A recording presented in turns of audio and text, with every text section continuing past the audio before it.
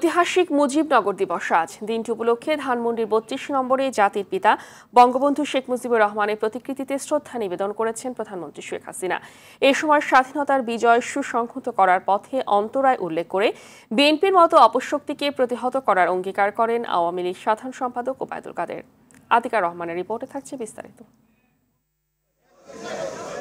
ঐতিহাসিক মুজিবনগর দিবস উপলক্ষে সকাল ৭টায় ধানমন্ডি ৩২ নম্বরে বঙ্গবন্ধু স্মৃতি জাদুঘরের সামনে জাতির পিতা বঙ্গবন্ধু শেখ মুজিবুর রহমানের প্রতিকৃতিতে শ্রদ্ধা নিবেদন করেছেন প্রধানমন্ত্রী শেখ হাসিনা। পুষ্পস্তবক অর্পণের পর প্রধানমন্ত্রী স্বাধীনতা স্থপতি বঙ্গবন্ধু স্মৃতির প্রতি গভীর শ্রদ্ধা জানিয়ে কিছুক্ষণ নীরবে দাঁড়িয়ে থাকেন।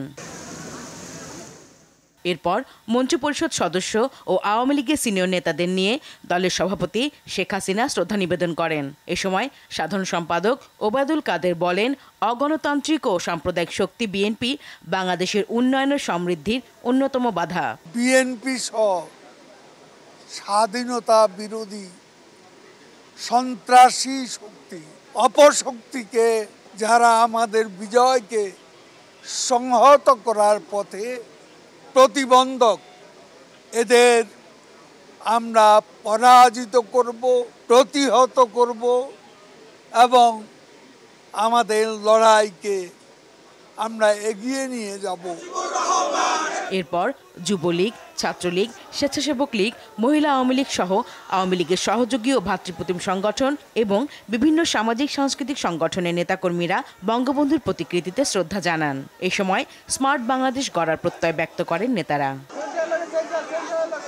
আতিকা রহমান, RTV, ঢাকা। এদিকে বিএনপি জামাতের বিরুদ্ধে মুক্তিযুদ্ধের ইতিহাস বিকৃত করার অভিযোগ করেছেন কেন্দ্রীয় আওয়ামী লীগের নেতারা। দুপুরে মেহেরপুরের ঐতিহাসিক মুজিবনগর আম্রকাননে বাংলাদেশ আওয়ামী লীগ আয়োজিত মুজিবনগর দিবসের আলোচনা সভায় এই অভিযোগ করা হয়। এর আগে সাংবাদিকদের প্রশ্নের জবাবে মুক্তিযুদ্ধ বিষয়ক মন্ত্রী মোজাম্মেল হক বলেন, ইতিমধ্যে ৮,০০০ ভুয়া মুক্তিযোদ্ধার সনদ বাতিল করা হয়েছে। আওয়ামী লীগের সভাপতি মণ্ডলীর সদস্য কাজী জাফরুল্লাহ, যুগ্ম সাধারণ সম্পাদক আ.ফ.ম. বাহাউদ্দিন নাসিম, যুগ্ম সাধারণ সম্পাদক মাহবুবুল আলম হানিফ, জনপ্রশাসন মন্ত্রী ফরহাদ হোসেন, শিশু ও মহিলা বিষয়ক প্রতিমন্ত্রী সিমেন হোসেন রিমি সহ স্থানীয় নেতাকর্মীরা এই সময় উপস্থিত ছিলেন। এর আগে সকালে জাতীয় পতাকা উত্তোলনের মধ্য দিয়ে মেহেরপুরের ঐতিহাসিক মুজিবনগর দিবসের কর্মসূচি শুরু হয়।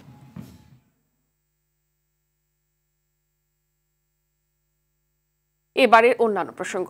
রিফাইনারি প্রতিষ্ঠানগুলোর মালিকদের সংগঠন লিটারে 10 টাকা বাড়ানোর ঘোষণার পরও এখনো সয়াবিন তেল বিক্রি হচ্ছে আগের দামে। রাজধানীর বাজারগুলোতে তেল বিক্রি হচ্ছে 160 থেকে 163 টাকায়। এদিকে অস্বাভাবিক হারে বেড়েছে মশলার দাম। কেজিতে 700 থেকে 800 টাকা বেড়ে এলাচ বিক্রি হচ্ছে 2800 টাকা পর্যন্ত। 5 থেকে 10 টাকা বেড়েছে আলু ও পেঁয়াজের দর। সেলিম মালিকার রিপোর্ট। রোজায় সয়াবিন তেলের দাম সহনীয় রাখতে কাঁচামাল আমদানি ও উৎপাদন পর্যায়ে গত 7 ফেব্রুয়ারি ভ্যাট প্রত্যাহার করে সরকার, যার মেয়াদ শেষ হয় গত 15 এপ্রিল। এর একদিন পর 16 এপ্রিল থেকে ফের আগের দামে সয়াবিন তেল বিক্রির ঘোষণা দেয় Bangladesh vegetable oil refiners and Vanaspati manufacturers association. এই ঘোষণায় লিটার প্রতি সয়াবিন তেল 173 টাকায় বিক্রি হওয়ার কথা, তবে বিক্রেতারা বলছেন দাম এখনো স্বাভাবিক। আজকে সকাল থেকে শুনতেছে নাকি তেলের দাম বাড়ছে, এই জন্য মনে ওই দিন ওনারা আমাদেরকে তেল দেয়নি, কইছে 2 দিন পরে দিতে। এখন তো কিনতে হলে ওরা নতুন দামে দেবে আমাদেরকে। ঈদের আগে যে তেলগুলো কিনছে সেই দামে বিক্রি করতেছে। লিটার 160 টাকা, 5 লিটার 870 টাকা, 770 টাকা করে বিক্রি করতেছে আগের দামে। তবে ঈদুল ফিতরের আগে থেকে বাড়তে থাকা মশলার দাম এখন আকাশ ছোঁয়া। গত কয়েকদিনে শুধু এলাচের দামই বেড়েছে কেজিতে 700 থেকে 800 টাকা। যে এলাচি ছিল 1800-1900, এলাচি এখন 2600-2800। যে লবঙ্গটা ছিল 1200-1300, এখন 1600-1500। তার গোলমরিচটা ছিল 700 টাকা, এখন 800 টাকা। তারপরে কাজু বাদাম, কাজু বাদামটা ছিল আপনার 1200 টাকা, এখন 1400। কাঠবাদামটা ছিল 900-1000, এখন 1100। এদিকে মৌসুমে উত্তাপ ছড়াচ্ছে আলু ও পেঁয়াজের দর। সপ্তাহের ব্যবধানে আরো বেড়েছে 5 থেকে 10 টাকা। আলু 50 চলে কেজি, আর 5 কেজি নিলে 10 টাকা কম, আর 40 টাকা। এদের আগে 40-এর কম আলু কেনা গেছে। ঈদের পরে ব্রয়লার ও সোনালিকা মুরগির দাম কিছুটা কমলেও এখনো নিম্ন ও মধ্যবিত্তের ধরাছোঁয়ার বাইরে। সোনালিকা 380 টাকা কেজি ছিল, আজকে বাজারে 350 থেকে 340। তবে কিছুটা স্বস্তি সবজির বাজারে। বেশিরভাগ সবজি বিক্রি হচ্ছে 40 থেকে 60 টাকায়। সেলিম মালিক, RTV, ঢাকা। আগামী 3 দিন তাপমাত্রা একই রকম থাকলেও শনিবার থেকে আরও বাড়বে দাবদাহ। তবে বৃষ্টিরও পূর্বাভাস আছে শুধু সিলেট ও চট্টগ্রামে। এছাড়া সারা দেশে বৃষ্টিপাতের কোনো সম্ভাবনা নেই। এদিকে তীব্র তাপপ্রবাহ বয়ে যাচ্ছে চুয়াডাঙ্গা ও বাগেরহাটের উপর দিয়ে। গতকাল সর্বোচ্চ তাপমাত্রা রেকর্ড করা হয় চুয়াডাঙ্গায় 40.6 ডিগ্রি সেলসিয়াস। আর ঢাকায় চলছে মৃদু তাপপ্রবাহ। 38.4 ডিগ্রি সেলসিয়াসের ভোগান্তিতে নগরবাসী।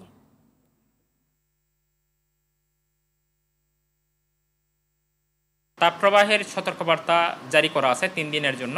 এখন যেরকম সিস্টেমে বৃষ্টিপাতটা হয় সেই সিস্টেমে কিন্তু তাপপ্রবাহের উপর খুব একটা প্রভাব পড়বে না, কারণ আধা ঘন্টা 1 ঘন্টা বৃষ্টি হলেও সেটা সাময়িকভাবে হয়তো বা মানুষের ভিতরে একটা স্বস্তি আসবে, কিন্তু এটা একদিন বা পরের দিন গিয়ে দেখা যাবে যে তাপমাত্রা আগের অবস্থায় চলে গেছে। এদিকে চুয়াডাঙ্গায় অব্যাহত রয়েছে মাঝারি থেকে তীব্র তাপদাহ। গতকাল দেশের সর্বোচ্চ তাপমাত্রা রেকর্ড করা হয় চুয়াডাঙ্গায় 40.6 ডিগ্রি সেলসিয়াস। প্রচণ্ড তাপদাহে ব্যাহত হচ্ছে স্বাভাবিক জীবনযাত্রা। সেই সঙ্গে বাতাসের আর্দ্রতা বেশি থাকায় অনুভূত হচ্ছে ভ্যাপসা গরম। তাপদাহে খুব প্রয়োজন ছাড়া বাড়ির বাইরে বের হচ্ছেন না কেউ। সবচেয়ে বেশি বিপাকে পড়েছেন শ্রমজীবীরা। দুপুর 12টায় জেলার সর্বোচ্চ তাপমাত্রা রেকর্ড করা হয়েছে 38.5 ডিগ্রি সেলসিয়াস। এই তাপমাত্রা আরও কয়েকদিন অব্যাহত থাকতে পারে বলে জানিয়েছে চুয়াডাঙ্গা আবহাওয়া অফিস।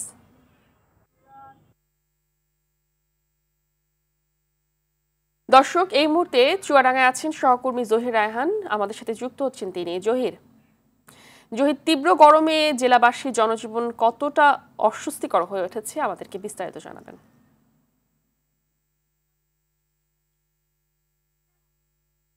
আসলে ফাহমিদা, সংবাদে আপনি দর্শকদের যেমনটি জানাচ্ছিলেন, ভৌগোলিক কারণে কিন্তু আমরা দেখেছি যে চুয়াডাঙ্গায় শীতের সময় বেশি শীত এবং গরমের সময় বেশি গরম অনুভূত হয়। এই কারণে কিন্তু এই গত কয়েকদিন থেকে কিন্তু মাঝারি থেকে তীব্র তাপদাহ এই চুয়াডাঙ্গার উপর দিয়ে বয়ে চলেছে। এ কারণে যে স্বাভাবিক জীবনযাত্রা সেটা কিন্তু ব্যাহত হচ্ছে। আমরা দেখেছি গতকাল দেশের সর্বোচ্চ তাপমাত্রা রেকর্ড করা হয় চুয়াডাঙ্গায় 40.6 ডিগ্রি সেলসিয়াস। এই তীব্র তাপ, এটাকে আবহাওয়া অফিস তীব্র তাপদাহ বলছে। এই তীব্র তাপদাহর কারণে যে স্বাভাবিক জীবনযাত্রা আমরা লক্ষ্য করি সেটা কিন্তু দেখা যাচ্ছে না। রাস্তাঘাটে একেবারেই শূন্য, আর খুব প্রয়োজন ছাড়া কিন্তু মানুষজন বাইরে বের হচ্ছে না। আজকের দুপুরের তথ্য যদি বলে, আবহাওয়া অফিস যেটা রেকর্ড করেছে, আজ দুপুর 12টায় 38.5 ডিগ্রি সেলসিয়াস তাপমাত্রা রেকর্ড করেছে চুয়াডাঙ্গা আবহাওয়া অফিস। তবে বিকাল 3টার দিকে এই তাপমাত্রা আরো কয়েক ডিগ্রি বাড়বে বলে জানানো হয়েছে। এছাড়া আগামী কয়েকদিন কিন্তু তাপমাত্রা এমন তাপমাত্রা অব্যাহত থাকবে বলে আবহাওয়া অফিসের কর্মকর্তা জানিয়েছেন। বৃষ্টির জন্য কোনো সুখবর কিন্তু আবহাওয়া অফিস দিতে পারেনি। এই তাপ প্রবাহের কারণে কিন্তু দেখেছি আমরা কৃষির যে কাজ সেটা কিন্তু ব্যাহত হচ্ছে। কৃষকরা যেটা জানিয়েছেন, এছাড়া নানা ধরনের যে ফসলগুলো আছে চলতি মৌসুমের ফসলগুলো কিন্তু শুকিয়ে যাচ্ছে। তো ফার্মিতে এই ছিল চুয়াডাঙ্গা থেকে আমার কাছে সর্বশেষ। ধন্যবাদ। রাজধানীর নির্মাণাধীন ভবনগুলো যেন এক একটা মশা উৎপাদনের কারখানা। ডেঙ্গু ভয়াবহ রূপ নিলে কিছুটা নজরদারি হলেও এখন যেন দেখার কেউ নেই। মাঝে মধ্যে ওষুধ ছেটানো হলেও তা তেমন কাজে আসছে না। বিশেষজ্ঞরা বলছেন, মশক নিধনে বৈজ্ঞানিক পদ্ধতি প্রয়োগের ঘাটতি আর সক্ষমতার অভাবে 2 যুগেও দেশে এডিস মশা নিয়ন্ত্রণ সম্ভব হয়নি। রফিকুল ইসলামের ধারাবাহিকের 3য় পর্ব আজ। গেল কয়েক দশক ধরে রাজধানীতে চলছে বহুতল ভবন নির্মাণের প্রতিযোগিতা। নির্মাণাধীন এসব ভবনে জমে থাকা স্বচ্ছ পানিতে জন্ম নিচ্ছে এডিস মশা। গেল বছর রাজধানীতে 50% ডেঙ্গু রোগের জন্য নির্মাণাধীন ভবনকে দায়ী করা হয়। এবারের চিত্র আগের মতো। ডেঙ্গু মোকাবেলায় নেওয়া হয়নি আগাম কোনো ব্যবস্থা। রাজধানীতে এরকম নির্মাণাধীন ভবনের সংখ্যা কয়েক হাজার। আর এসব নির্মাণাধীন ভবনের এই হাউসগুলো থেকেই প্রতি বছর জন্ম নেয় লক্ষ লক্ষ এডিস মশা। ভবন মালিকদের অসচেতনতার পাশাপাশি সিটি কর্পোরেশনের উদাসীনতাকে দায়ী করছেন নগরবাসী। এমনি আসে যায়, কোনো ওষুধ মসুদ এগুলো দেওয়ার তাও কোনো কর্তব্য না। যেটা জায়গার মশা উৎপাদন এই জায়গায় ওষুধ দেয় না, আর ওষুধ দেয় ঠিকই, ওষুধের জায়গায় দেয় হলো কেরাসিন। কিছুদিন আগে আমার বউ বাচ্চা সবারই ডেঙ্গু হয়েছে। ওষুধ হালকা পাতলা দেয়, কিন্তু এরকম ভালো ওষুধ দেয় না। নগরবাসীর অভিযোগ, মাঝে মধ্যে মশার ওষুধ প্রয়োগ করা হলেও তা কাজে আসছে না। কীটতত্ত্ববিদ অধ্যাপক ডক্টর গোলাম সারোয়ার বলছেন, সঠিক পদ্ধতিতে ওষুধ প্রয়োগ না করায় মশা মরছে না। যেখান থেকে যত দূরত্ব থেকে স্প্রে করার দরকার সেই দূরত্বটা যদি বেশি হয়ে যায় তাহলে মসকুইটো যেমন রেজিস্ট হবে, মসকুইটোর আশেপাশে মশার যে প্রাকৃতিক শত্রু আছে সেই প্রাকৃতিক শত্রুটা কিন্তু মারা যাবে। জনস্বাস্থ্য বিশেষজ্ঞ অধ্যাপক ডক্টর বেনজির আহমেদ জানান, গেলবারের পুনরাবৃত্তি যাতে না ঘটে সেজন্য দায়িত্ব নিয়ে কাজ করতে হবে।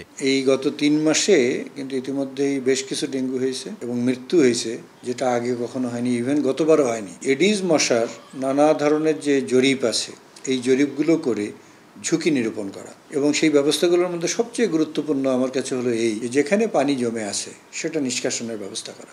ডেঙ্গু নিয়ন্ত্রণে কীটতাত্ত্বিক সক্ষমতা বাড়াতে না পারলে সব চেষ্টা বিফল হবে। এখনো পর্যন্ত আমাদের দেশে মেডিকেল এন্টোমোলজিস্ট তৈরি করার জন্য কোনো প্রতিষ্ঠান গড়ে ওঠে না। এই মশার রেজিস্ট্যান্স দেখার জন্য যে একটা ল্যাব থাকবে সেই ল্যাব কিন্তু আমরা এখনো পর্যন্ত গড়ে তুলতে পারি না।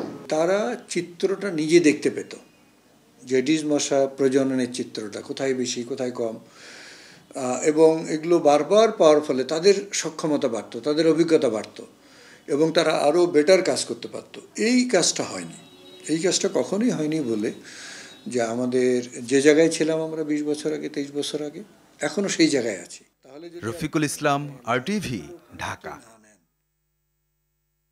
এখন পর্যন্ত ঢাকার দক্ষিণাঞ্চলে মশা নিয়ন্ত্রণে আছে বলে দাবি করে দক্ষিণ সিটি কর্পোরেশনের মেয়র শেখ ফজলে নূর তাপস বলেছেন, এবার জলাবদ্ধতাও হবে না এই অঞ্চলে। সকালে রাজধানীর পান্থকুঞ্জ বক্স কালভার্ট পরিষ্কার কার্যক্রমে গিয়ে এসব কথা বলেন তিনি। মশক নিয়ন্ত্রণে জনবলে কোনো সংকট নেই জানিয়ে কাজে অবহেলাকারীদের বিষয়ে কঠোর ব্যবস্থা নেওয়ার হুঁশিয়ারিও দেন দক্ষিণের মেয়র।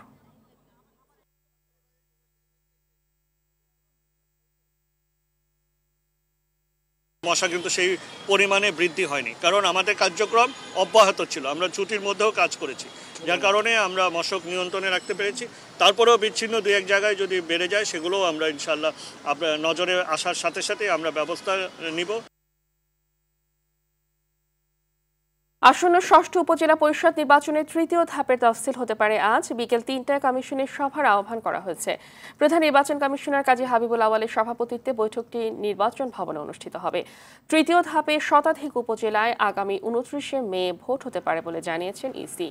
প্রথম ধাপের তফসিল অনুযায়ী মনোনয়নপত্র দাখিল কার্যক্রম শেষ হয়েছে। দ্বিতীয় ধাপের কার্যক্রম শেষ হবে 2 মে, আর ভোট গ্রহণ 21 মে। 4 ধাপের উপজেলা ভোটের পরবর্তী 2 ধাপের নির্বাচন 29শে মে ও 5 জুন অনুষ্ঠিত হতে পারে। ইসি সূত্রে জানা যায়, এই নির্বাচনের মনোনয়নপত্র অনলাইনেই দাখিল করতে হবে। জামানতের টাকাও মোবাইল ব্যাংকিংয়ের মাধ্যমে জমা দেওয়া সহ সম্পূর্ণ প্রক্রিয়া অনলাইনেই সম্পন্ন করতে হবে। মিয়ানমারে চলমান সংঘাতে বান্দরবানের নাইখনছড়ি সীমান্ত দিয়ে আরও 46 জন বিজিবি সদস্য বাংলাদেশে আশ্রয় নিয়েছে। মঙ্গলবার রাতে ঘটনা ঘটে। আইনশৃঙ্খলা বাহিনী জানায়, মিয়ানমারের অভ্যন্তরে জান্তা বাহিনীর সঙ্গে আরাকান বিদ্রোহীদের মধ্যে গোলাগুলি ও সংঘাত চলছে। মঙ্গলবার রাতেও সীমান্তের ওপারে ব্যাপক গোলাগুলি হয়। সংঘাতে আরাকান বিদ্রোহীদের সঙ্গে টিকতে না পেরে প্রাণ বাঁচাতে বাংলাদেশে আশ্রয় নিয়েছে মিয়ানমারের সীমান্তরক্ষীরা। বিজিবি জানায়, মঙ্গলবার রাতে নতুন করে 46 জন মিয়ানমারের বিজেপি সদস্য পালিয়ে আশ্রয় নিয়েছে বাংলাদেশে। তাদের নিরস্ত্র করে বিজিবি হেফাজতে রাখা হয়েছে। এ নিয়ে মোট 260 জন বিজেপি সদস্য বাংলাদেশে অবস্থান করছে।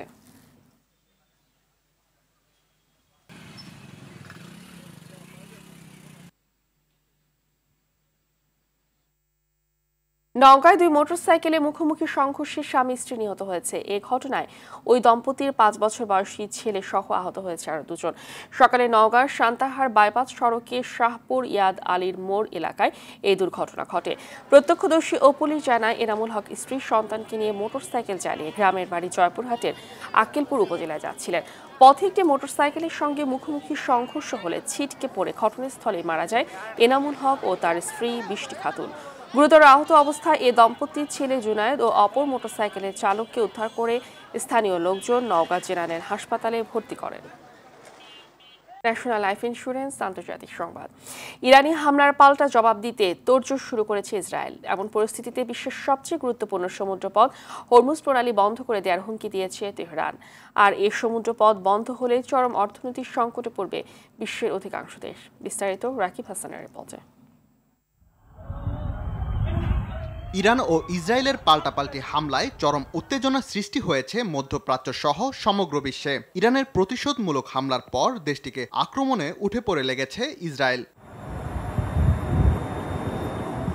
তবে ইসরায়েল পাল্টা পদক্ষেপ নিলে ইরানও চুপ থাকবে না বলে হুঁশিয়ারি দিয়েছে। সেকেন্ডের মধ্যে জবাব দেবে বলে জানিয়েছে তারা। এমনকি হরমুজ প্রণালীও বন্ধ করে দেওয়ার হুঁশিয়ারি দিয়েছে দেশটি, যেটি বিশ্বের সবচেয়ে গুরুত্বপূর্ণ একটি সমুদ্রপথ। এ প্রণালী ছাড়া পারস্য উপসাগর পাড়ি দেওয়ার কোনো পথ নেই। এসব দেশের তালিকায় রয়েছে আমেরিকার মিত্র দেশগুলো। সেই সঙ্গে এই উপসাগর ঘিরেই রয়েছে সৌদি আরব, বাহরাইন, কাতার, সংযুক্ত আরব আমিরাত সহ মধ্যপ্রাচ্যের বেশ কয়েকটি দেশ। হরমুজ প্রণালীর সবচেয়ে সংকীর্ণ যে অংশ, সেখানে ইরান ও ওমানের দূরত্ব মাত্র 21 মাইল। হরমুজ প্রণালী এখন গলার কাটা হয়ে দাঁড়িয়েছে পশ্চিমাদের জন্য। বলতে গেলে গুরুত্বপূর্ণ এই সমুদ্র পথ বন্ধের হুমকি দিয়ে গোটা বিশ্বকে চোখ রাঙাচ্ছে ইরান। মধ্যপ্রাচ্যে আমেরিকাকে ঠেকাতে দূরপাল্লার ক্ষেপণাস্ত্র সহ হাইপারসনিক ক্ষেপণাস্ত্র তৈরি করেছে ইরান। এমনকি মজুত রাখা হয়েছে বিপুল পরিমাণ জল মাইন, যেন কোনো সংঘাত হলে মুহূর্তেই বন্ধ করে দেয়া যায় গুরুত্বপূর্ণ এই সমুদ্রপথ। রাকিব হাসান, RTV। ভারতের ছত্তিশগড়ের কাঙ্কের জেলায় নিরাপত্তা বাহিনীর সঙ্গে বন্দুকযুদ্ধে 29 মাওবাদী নিহত হয়েছে। টাইমস অফ ইন্ডিয়া এক প্রতিবেদনে এ তথ্য নিশ্চিত করে। মঙ্গলবার বিকেলে এ ঘটনায় নিহতদের মধ্যে মাওবাদী নেতা শঙ্কর রাও রয়েছেন। এর আগে তাকে ধরিয়ে দিতে 25 লাখ রুপি পুরস্কার ঘোষণা করেছিল ভারত সরকার। এ নিয়ে চলতি বছর নিরাপত্তা বাহিনীর সঙ্গে বন্দুকযুদ্ধে 79 মাওবাদী বিদ্রোহী নিহত হয়েছে। তাদের 75 জনে নিহত হয় ছত্তিশগড়ে।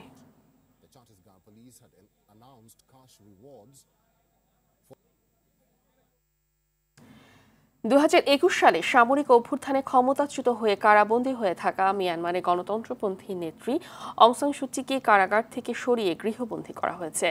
চলমান গরম আবহাওয়ার কারণে বাড়তি সতর্কতা হিসেবে এই পদক্ষেপ নিয়েছে মিয়ানমারের জান্তা সরকার। আজ এক প্রতিবেদনে এ তথ্য নিশ্চিত করে বার্তা সংস্থা রয়টার্স। রাষ্ট্রদ্রোহ, ঘুষ ও টেলিকমিউনিকেশন আইন লঙ্ঘন করা সহ নানা অপরাধের দায়ে নোবেলজয়ী এই নেত্রীকে 27 বছরের কারাদণ্ড দিয়েছে জান্তা সরকার আদালত। যদিও সকল অভিযোগই অস্বীকার করেছেন অং সান সু চি। খেলার খবর, ফুটবল। এদিকে উয়েফা চ্যাম্পিয়ন্স লিগ ফুটবলের হাই ভোল্টেজ ম্যাচে রাতে মুখোমুখি হবে রিয়াল মাদ্রিদ ও ম্যানচেস্টার সিটি। কোয়ার্টার ফাইনালের প্রথম লেগে 3-3 গোলের ড্র নিয়ে সমতা বজায় রেখেছে দু দলই। ইতিহাদ স্টেডিয়ামে সেরা 4-এ এগিয়ে যাওয়ার মিশনে এগিয়ে থাকতে চায় স্বাগতিক ক্লাব ম্যানচেস্টার সিটি। তবে সেমিফাইনালে দৌড়ে পিছিয়ে থাকতে চায় না স্প্যানিশ জায়ান্ট রিয়াল মাদ্রিদও। রাত 1টায় শুরু হবে এই ম্যাচটি। একই সময় শেষ 8-এর আরেক ম্যাচে বায়ার্ন মিউনিখের মুখোমুখি হবে আর্সেনাল। প্রথম লেগে 2-2 গোলের সমতা ধরে রাখে দু দলই। তাই সেরা 4-এর টিকিট কাটতে এই ম্যাচে জয়ের বিকল্প ভাবছে না কেউই। দুপুরের সংবাদ এই পর্যন্তই। সবশেষ সংবাদ জানতে যে কোনো মোবাইল ফোন থেকে 2414 নাম্বারে ডায়াল করুন। জেলার সংবাদ বিকেল 4:05টায় দেখার আমন্ত্রণ রইল। ধন্যবাদ সবাইকে।